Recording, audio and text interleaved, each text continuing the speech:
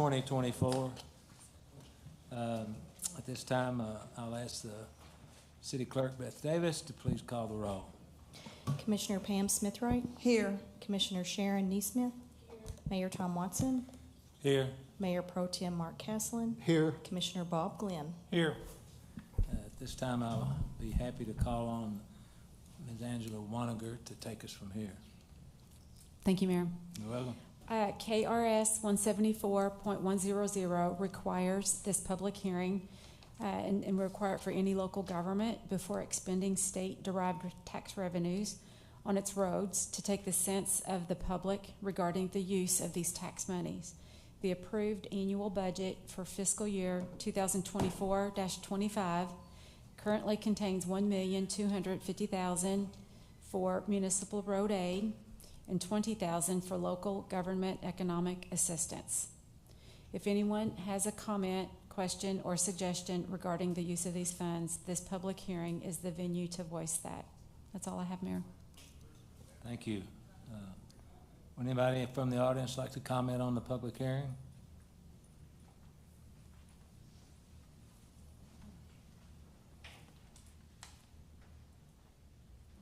I don't hear any comments. So, Ms. Davis, would you do the roll call? Do what? We already voted on this. Oh, no comment. Okay, I'll make a motion to adjourn. Could I have a second, please? Second. Any discussion? Hearing none, all in favor indicate by saying aye. Aye. All opposed? We are adjourned.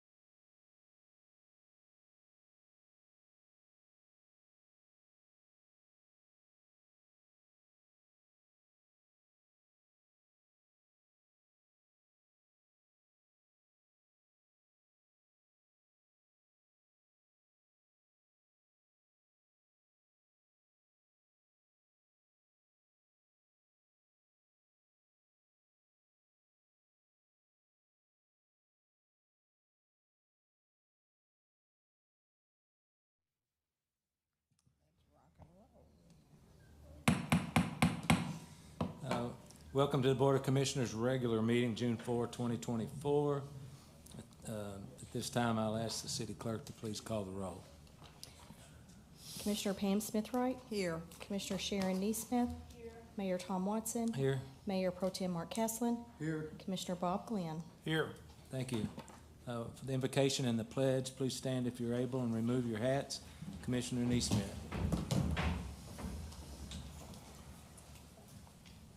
This is a day of thanks and to remember, dear Lord, your guidance and love, regardless of who we are or what we look like, and sometimes how we act. You're always there for us and help direct us to appreciate and respect each other, regardless of our differences. Let us be thankful and help us to remember your guidance from the Gospel of Matthew, to love your neighbor as you love yourself. In Jesus' name, amen. Amen. Pledge allegiance to the flag of the United States of America and to the republic for which it stands, one nation, under God, indivisible, with liberty and justice for all.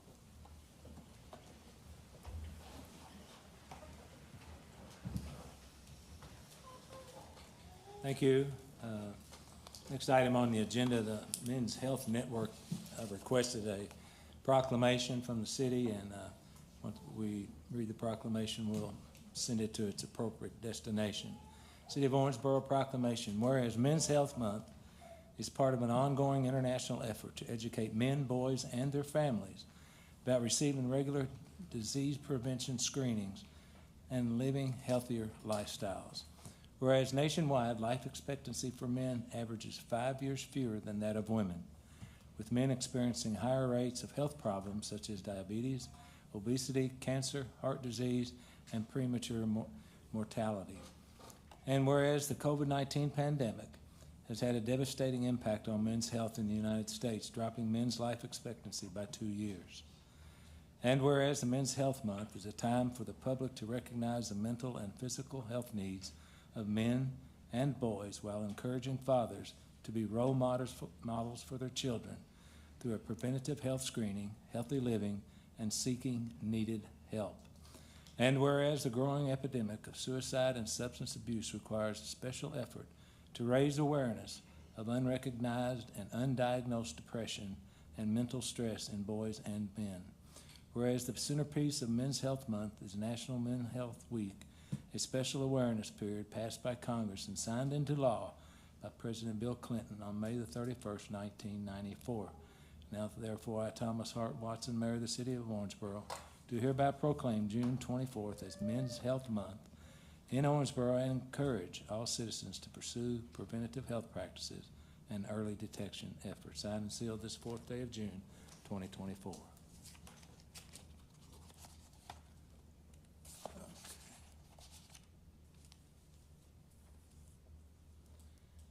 It's awful quiet in here.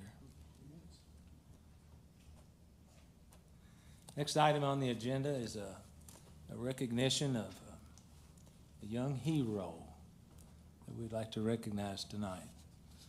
Sullivan Sully Murphy, Young Hero Award. On May 19, 3-year-old Sullivan Sully Murphy was playing outside with his little brother George, while their mom was working in the yard. Unbeknownst to her, George fell into the family's hot tub. Sully immediately sprang into action, trying to pull his brother out of the water. When he realized he couldn't do it alone, he frantically waved to get his mother's attention. She rushed over to the hot tub, found George underwater. Thanks to Sully's quick thinking and bravery, George was saved. Sully's heroic efforts have made his family and friends eternally grateful.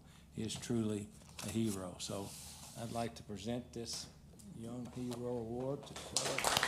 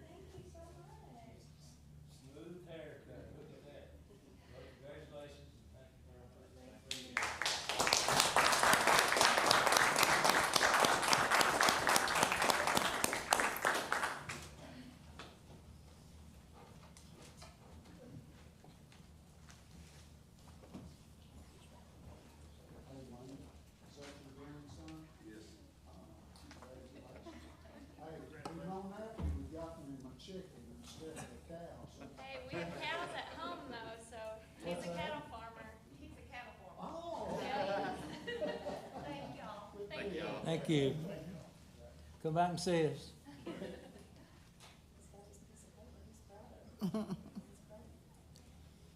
Okay, now to the mundane part. Item 5A, consider approval of the minutes of May 14th, 2024, May 21st, 2024. I'll make a motion to approve these minutes. Could I have a second, please? Second. Any discussion, additions, or deletions? Hearing none, all in favor indicate by saying aye. Aye. All opposed? Motion carries. Thank you. Please consider these board appointments tonight. Owensboro Sister City Regions Board appoint Kayla West, Michael Vanover, and Karen Campbell to a 3-year term effective June 5, 2024. The Regional Water Resource Agency of Board of Directors reappoints Sean Patterson to a 4-year term effective June 30th, 2024. The Dogwood Azalea Neighborhood Alliance appoint Corrine Akuri, Cheryl Sansom, and David N. Roberts to a 2-year term effective June the 4th, 2024. And the Bon Harbor Area Neighborhood Alliance appoint Diana Powell to a 2-year term effective June 4th, 2024. So we need a motion to approve. Motion. Could I have a second? Second. Any discussions, any deletions? Hearing none, all in favor indicate by saying aye. Aye. All opposed, motion carries. Thank you. Item 6, please. Ms. David. Ordinance 7-2024, an ordinance adopting and approving the annual budget of the City of Owensboro, Kentucky for the fiscal year beginning July 1, 2024 and ending June 30, 2025, and appropriating the revenues to the various departments of the city as set forth herein. Read for approval on second reading this 4th day of June, 2024. I'll entertain a motion, please. So moved. Could I have a Second. second? Thank you. City Manager, would you like to discuss? Mayor, I can give just some brief highlights. We've covered the budget in great detail over our last couple of meetings, so just in summary, this is a balanced budget. So we live within our means. It assumes or makes no changes to city tax rates, and it includes investments to the priorities that you have provided to us, including public safety, infrastructure, and economic development, while providing the resources needed by the department to provide the high-level services that our citizens expect us to provide. So any specific questions, I'm happy to address, Mayor, but it is a balanced budget with no tax rate changes. That's good to hear. Any other discussion? Hearing none, we'll have a roll call.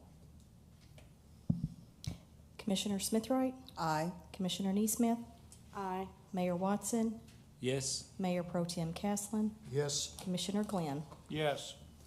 thank you. Item 6B, please. Ordinance 8-2024, an ordinance establishing the compensation of city employees and non-elected city officers in accordance with the Personnel and Pay Classification Plan as required by KRS 83A.070, read for approval on second reading this 4th day of June, 2024. Thank you. I'll make a motion to approve. Could I have a second, please? Motion. Second, thank you. City Manager? Thank you, Mayor. The state law requires that we adopt our pay plan by ordinance. So as a result, this is second reading of an ordinance adopting our pay charts for the 24-25 fiscal year. I think of this as a companion piece of the budget which you just approved, because it is based on the numbers in the budget. Really just as the numbers or the wages from last year are adjusted by the cost of living increase in the budget, and then includes the new full-time positions that we added. Thank you. Any other discussion? Hearing none, roll call, please. Commissioner Neesmith, Aye. Mayor Watson, Yes, Mayor Pro Tem Caslin, Yes. Commissioner Glenn, Yes. Commissioner Smithroyd. Aye. thank you. Item 6C, please. Ordinance 9-2024, an ordinance amending the annual budget for the fiscal year beginning July 1, 2023 and ending June 30, 2024, and amending ordinance 13-2023 to appropriate funds for the Senior Center facility and for the River Park Center, to provide for receipt of grant funds and associated appropriations, and to adjust the budget in various departments. Read for approval on second reading this 4th day of June, 2024.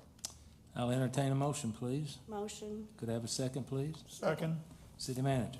Yes, sir. This is second reading of an ordinance for budget amendments for the current fiscal year. Our fiscal year ends June 30th. And so it is typical before the end of a fiscal year, we make various changes that we've needed over the course of the year. So the last two items that we've considered and you've approved were for the subsequent or the next fiscal year starting July 1. This item, however, is for the current fiscal year, again, ending on June 30th.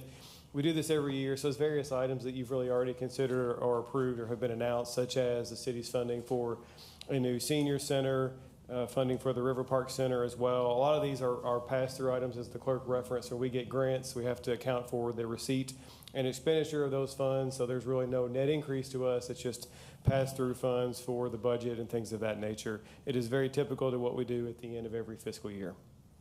Thank you. Any other discussion?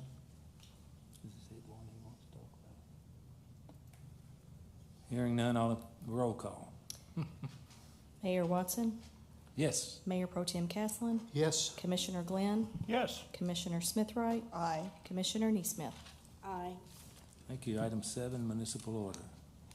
Municipal Order 13-2024, a municipal order authorizing and directing the mayor to execute an application for a port security program grant through FEMA in the amount of $15,247.99, the proceeds of which will be utilized by the City of Owensboro to purchase an unmanned aerial vehicle for use by the Owensboro Fire Department.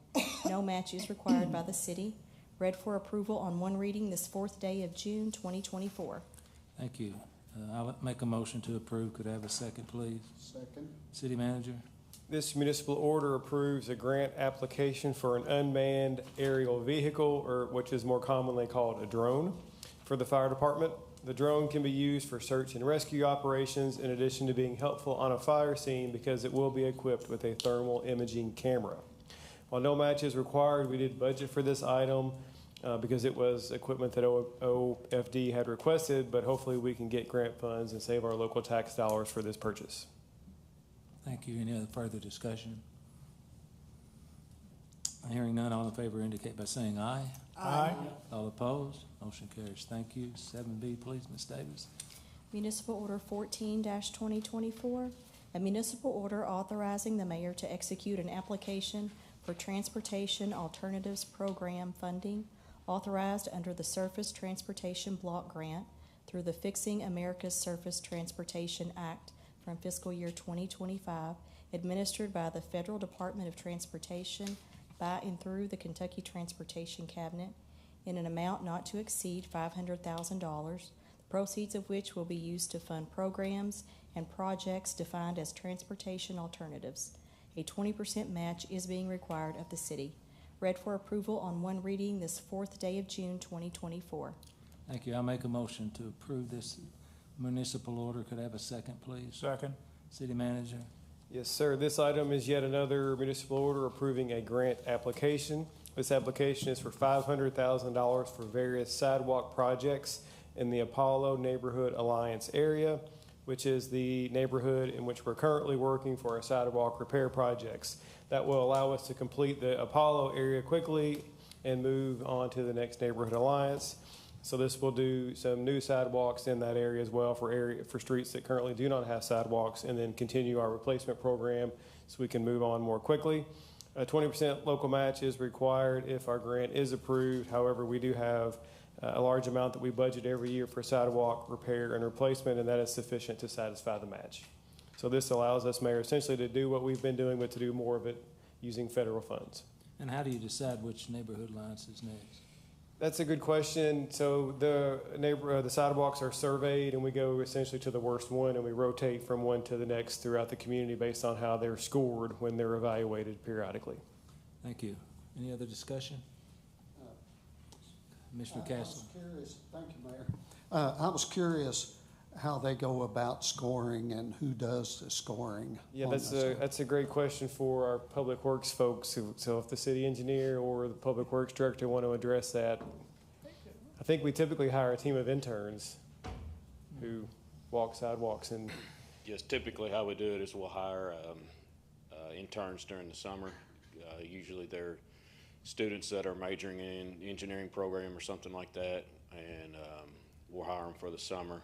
They'll walk the sidewalks in the neighborhood alliances that we instruct them to, And it's a points criteria based on vertical displacement, cracks, broken sidewalk, things like that, and different criteria get different points, and then you just tally up each neighborhood alliance boundary, and it gets a point score.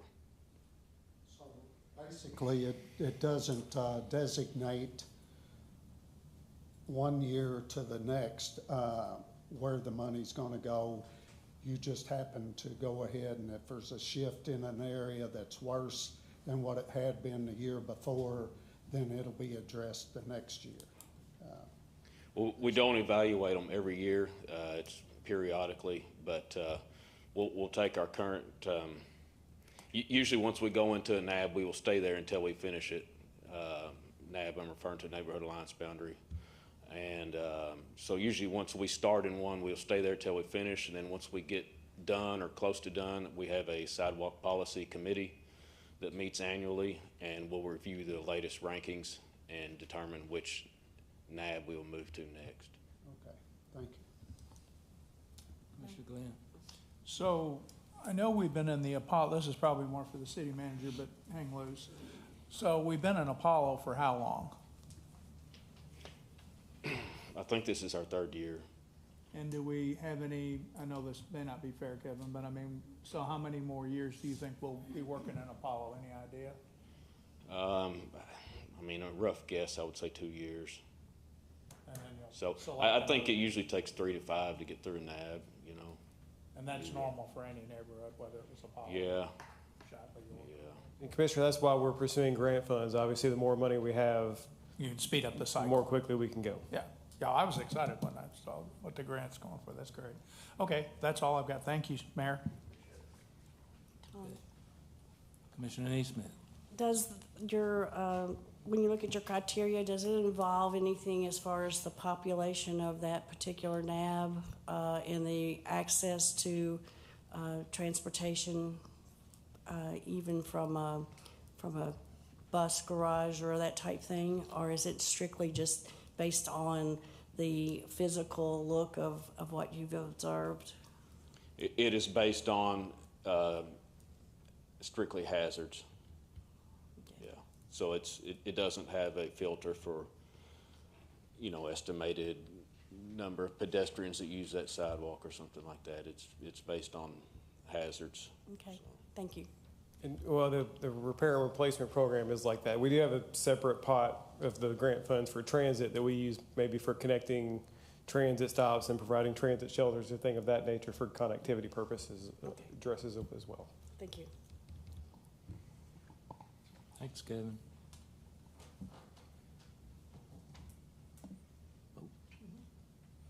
Okay, if there's no more discussion, all in favor indicate by saying aye. Aye. All opposed, motion carries. Thank you. City manager items. Yes, we have a few personnel appointments for your consideration this evening. Stacy Allen, probationary full-time non-civil service appointment to occupational revenue clerk with the finance department effective June 17th, contingent upon successful completion of all post-offer pre-employment requirements. Teresa Jarrett, probationary full-time non-civil service appointment to bus driver with the transit department effective June 17th. Misty Royal, probationary full-time non-civil service appointment to bus driver with the transit department effective June 17th, contingent upon successful completion of all post-offer pre-employment requirements. Mike Renfro, probationary full-time non-civil service appointment to refuse truck driver with Public Works Sanitation effective June 17th. And then one transitioning to regular status, that's Ken Winchester, regular full-time non-civil service appointment to end user support manager with the IT department effective June 18th. Thank you. I'll make a motion to approve these appointments. Could I have a second, please? Second. Any further discussion? Hearing none, all in favor indicate by saying aye. Aye. All opposed, motion carries. Thank you. City manager comments? No other comments tonight, Mayor. Okay, communication from elected officials. Commissioner Glenn. Well, I attended a few events, and I wanted to thank the city and county for hosting the Veterans Memorial Day event on that Monday. I thought it was an excellent event, and I also want to extend congratulations to Glenn Funeral Home for their event at Memorial Gardens. Those are two beautiful events. I know there were others. I couldn't get to them all, but those two were very well organized and presented, and I think a great tribute to our veterans. The other is that, of course, we have a new display at the Bluegrass Museum. I attended that, got to look at it. Chris showed me around.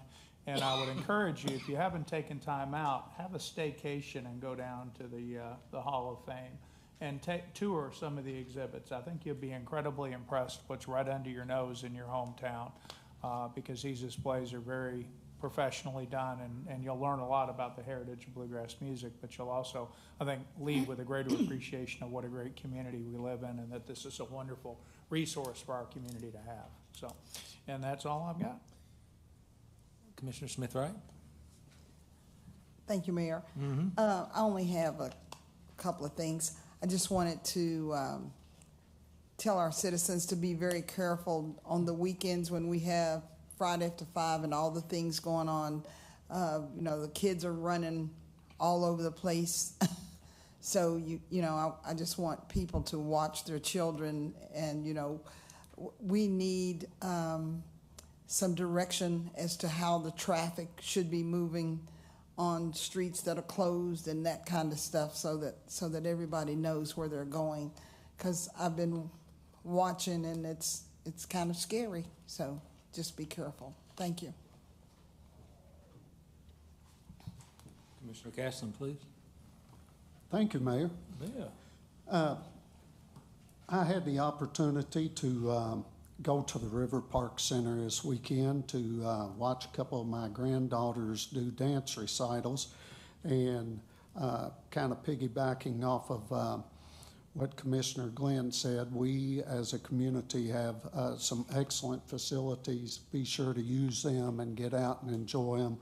At River Park Center was packed for both of them. One of mine was at noon and the other was at 5 o'clock, so I got to spend a lot of time in it.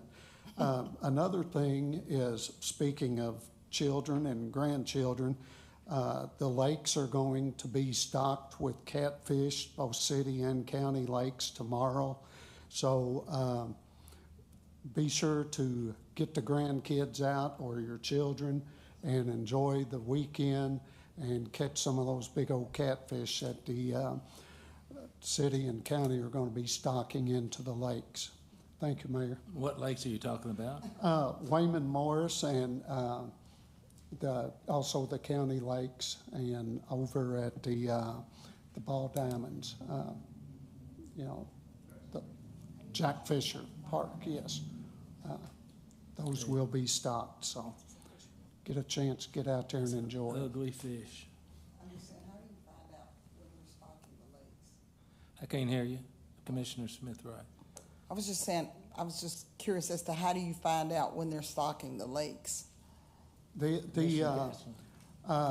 Fish and Wildlife posted on their websites, and Anybody else ever been on that? I'm a hunter and fisherman, so I check that periodically. All right. Not a good one. Okay. I'm lost. Where are we? Me. Commissioner Neesmith. I do want to add, let me know when the crappie you're biting, because in bluegill, I'm more interested in those, okay? If you see it. Bluegill are biting. Okay, good. My grandson caught 25 of them yesterday. So. Takes that many to make a sandwich. It does. I would like to, I was able to visit the Rolling Thunder Memorial in recognition of MIA. And that was, I think the VFW is a big sponsor behind that too. So that was good during the Memorial Week. And then I would also like to say thank you to all that are involved in the English Park program and looking at what we're going to do. And it was interesting to go and hear all kinds of ideas out there, and that's what we need. So what I really want to do is just encourage you, if you have some thoughts, and it doesn't mean you have the answer, but you have thoughts, please participate in all those opportunities to give your 2 cents worth. It does help you. It does help people look at different things that you might not have ever thought of. So just thank you. Okay. I attended Friday after 5. We had a special presentation for former Commissioner Maglinger.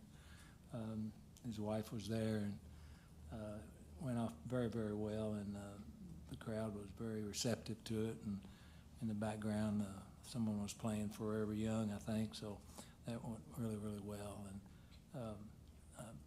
I thank all the people involved with Friday After 5 for allowing us to do that. And quite frankly, I'm ecstatic that it's back the way it used to be, where we started at the River Park Center and moved that way. I think it makes for such a more entertaining venue than the way we were doing it the last few years. So kudos to the Friday After 5 folks.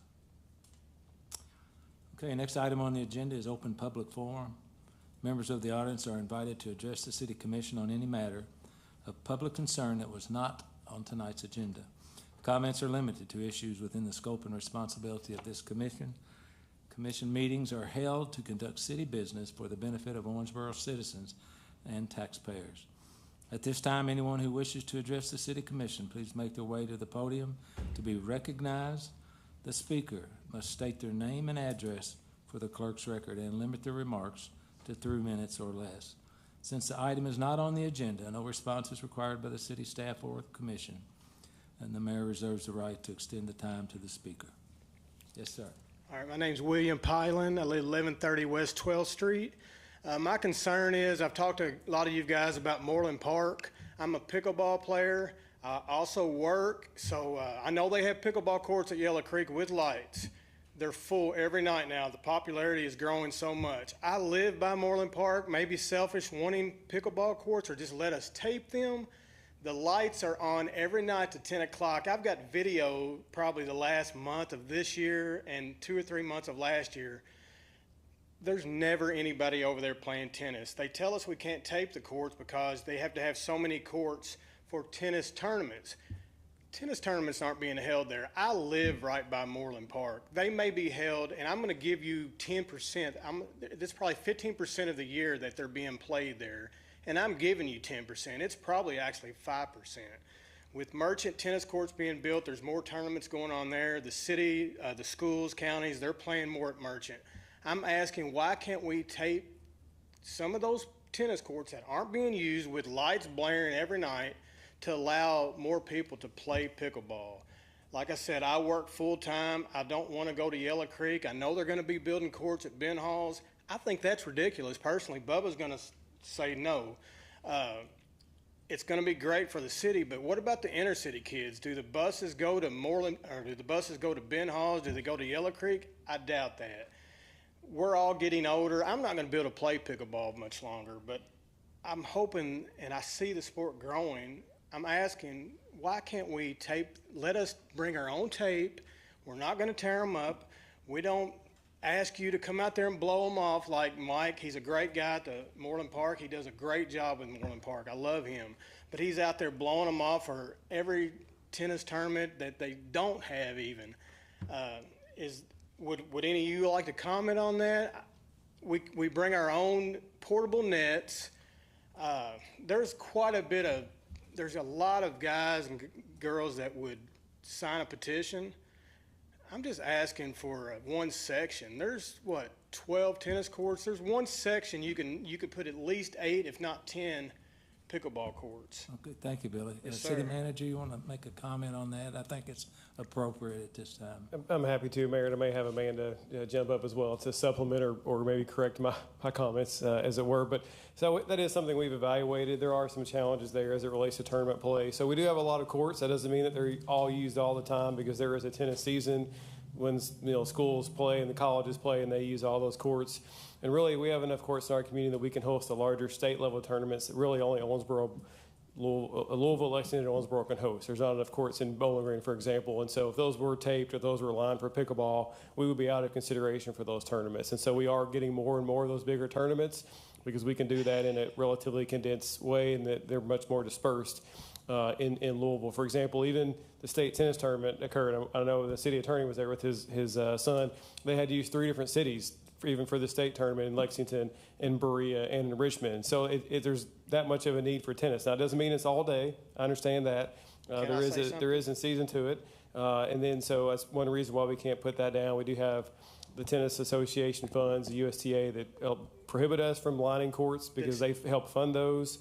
And then there are issues with the tape residue. So Then start hosting Wait just a tournaments. minute. I understand. I Wait a understand what minute. he's saying, but Billy, I've heard wait a this second. over and over for the last year. Billy. Host tournaments, have them. I live there. Billy, I promise you, they're calm not down. being played.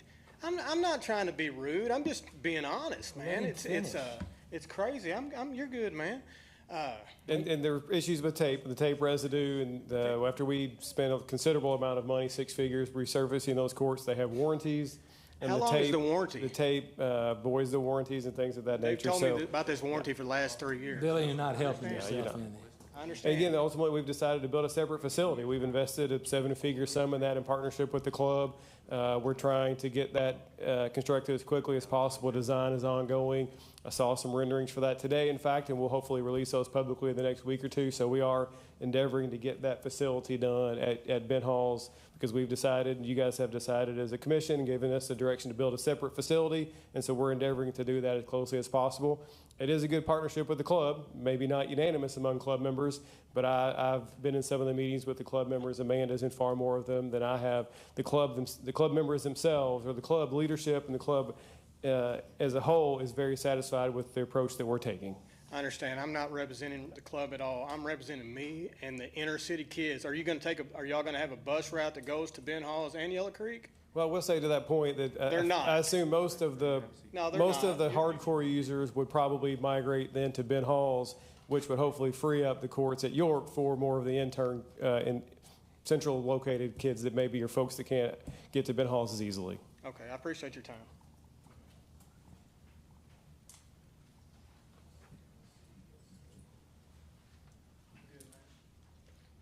My name is John Chown, 2326 Triple Crown Way, Owensboro. I'm a little nervous speaking in public here. Most of you know me as Bubba Chown. I am not a member of the RCPC board, but everyone will tell you I am the most vocal proponent of pickleball, probably in the state of Kentucky. I'm on one of the top radio shows in the country by the name of Pickleball Paul. They hang up on me when I start talking pickleball. First of all, I respect Billy's opinion, and Billy has a right to his opinion. He has a right. Yeah, he has a right to be here, and it's a free speech. Commissioner Castlin, Ms. Wright, I don't know Mr. Pagan, but Amanda, they can't even go out to dinner for the last 2 years or Friday after 5 without running to me and listening to me talk about pickleball. And there was a time when I wasn't always real happy with them. But the city commission, Mr. Pagan, Amanda, have gone above and beyond to really get behind a sport that is growing leaps and bounds. I'm a firm believer, and there's others in this here will say, within 4 years, Mayor Watson, it's going to be in our schools. This thing we're wanting to do out of Ben Halls is just not for us old people. It's going to be in our schools. It's coming. Write it down. I don't know how much, I'm like Billy, I don't know how much longer I'm going to play. I can testify to this. 4.5 years ago, it was in the Owensboro paper that y'all were building this pickleball thing over York Park, close to my house. I said, good for those people. It's a fad, just like Mayor Watson probably thought it was. Amanda probably thought it was. I definitely thought it was. A few months later, going through a very, very rough time in my life, I got introduced to it. My heart doctor loves that I'm there. My knee doctors love it I'm there. My MD loves it that I'm there. And if I had a psychiatrist, he would probably tell you it saved my life. That's what pickleball has done for me. Just yesterday, over there playing with some beginners, 3 local residents, all female, probably mid-50s, one was going swimming at a neighborhood swim pool. She stopped by, I said, I want to see what this is. Mr. Roberts is here. He can test that happens all the time. It's not going away. All I want to tell you is Ben Halls has been out there for years. You've got a nice golf course out there. You've got a little soapbox derby thing. That's great. This thing we're going to build is going to showcase that park like our city has never seen before. It's going to take a lot of hard work, and I appreciate all you've done. I forgot Mr. Casson. I was in his ear about it also. But isn't everybody on board? But there's nobody on board with everything. And I agree with Mr. Powell. I don't disagree with Billy says at all. But let's go with this Ben Halls thing. It's going to be more than pickleball. When you come down that hill out to that park and you see what you guys and our club is going to build, it might not be this riverfront, but it's going to stand out. Thank you. Thanks, Bubba. Okay, we have anybody else? Yes, sir. Hello, Robert Morris, 727 Maple Avenue. I wish I could play pickleball. I need to. You guys are pretty passionate. But I got to attend the Veterans Memorial at the Sports Center. And my dad will probably be on that roll call next year. He's a Korean War veteran. And Commissioner Smith-Wright and Judge Caslin, you guys did a great job putting that on. The VFW, I guess, was the color guard that was there. I mean, I'm not sure if there's any WW2 people on that color guard, but it looked like there was some Korean War folks on there. And they look good, 4.0, man, as far as I could see. But there was one thing that I saw, and I'm an idea man. When the color guard posted the flags, they blew over. And that doesn't really, I know that happens. I know the deal on the flags touching the ground and all that stuff.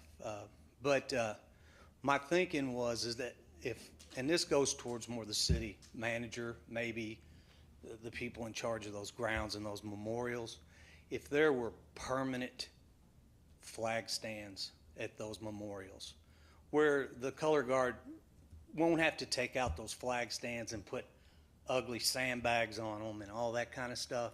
If there was just some type of like they shoot fireworks out of at these memorials that look good, where when the color guard goes to post those flags, the American flag, Kentucky flag, I guess the VFW flag or Veterans flag, that they just go, put them in there. They don't have to worry about them blowing over. And I don't know how many memorials we have, but I know they're down at the river. So that's just an idea that if it's in the budget or something that it looks like it's something that could be done fairly affordable with probably stuff that's in the garage. And, okay. There's landscaped areas that are dirt that you could probably get them in. If not, to asphalt, drill a hole and put those in there, But I just think they would not fall over anymore when they go to do that. But you guys did a great job, and that was I traveled most of the time, and I'm home now, semi-retired, and I get to go to these things now.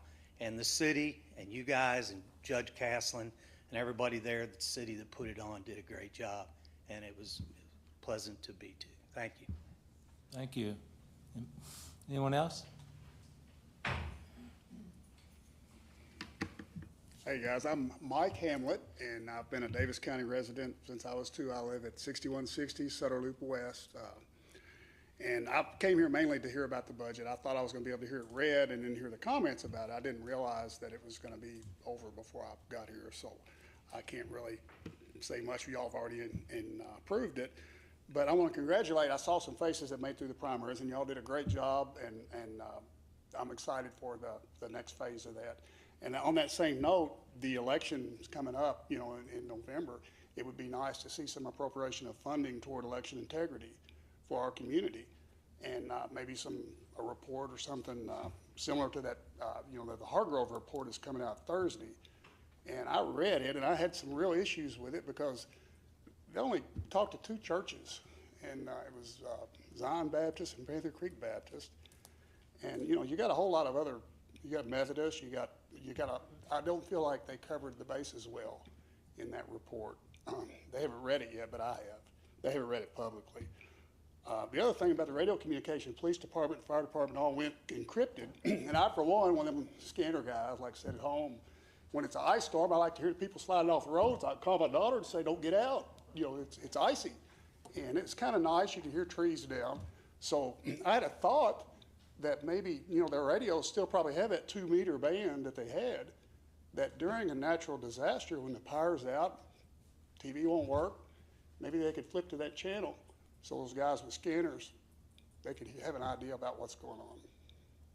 Wouldn't cost anything, and they probably still have that channel in their radio. Of course, the Nikki Hayden Memorial is coming up June 9th, and Motorcycle Expo up there at the Convention Center. That's a great thing y'all got going. We got rained out. Friday after 5, you know, you touched on that. That's a great thing we got going, because music is the one thing that brings people together. And music and exercise and any kind of activities those guys can do to help our kids, get them outside, get them involved. This Guitar Institute you got down here, I talked to Rick Ferris. I'm excited about that. Well, we got to get it affordable where the kids can get in there and learn how to set up guitars and do things like that. And maybe, you know, that's, like I say, all those funding in the budget, I've got some ideas about how you can help that to bring this community together. And the other thing, you're talking about the water and fishing, poison hemlock is a real thing. If you get in it, water makes it worse. It makes a chemical burn, and it's in the bluegrass state. I don't know if anybody knows what it is, but I suggest everyone that goes outside this time of year is when you get it on you. So, and that's all I got. Okay, thank you, sir. Anyone else? Okay. This time, I will consider a closed session under KRS 61.810, parentheses 1, close parentheses, parentheses G, close parentheses, for discussions with the representative of business entity and discussions concerning a specific proposal. I'll make a motion to go into closed session. Could I have a second, please? Second. All in favor indicate by saying aye. Aye. There will be no business following the closed session.